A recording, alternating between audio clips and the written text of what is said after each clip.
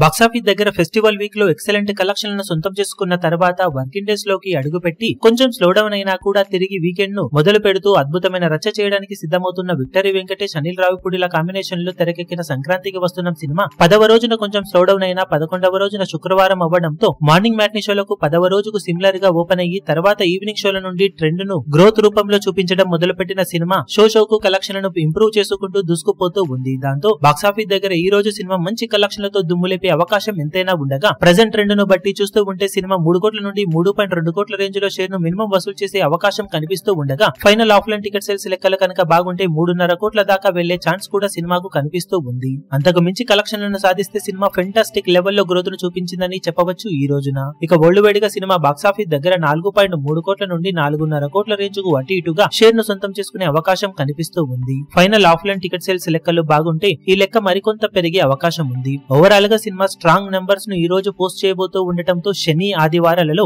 మరింత రచ్చ చేసే అవకాశం ఎంతైనా ఉందని చెప్పవచ్చు. ఇక టోటల్ గా బాక్సాఫీస్ దగ్గర సినిమా 11 రోజుల్లో సాధించే ఏరియాల వారి కలెక్షన్ వివరాలు ఏ విధంగా ఉంటాయో చూడాలి.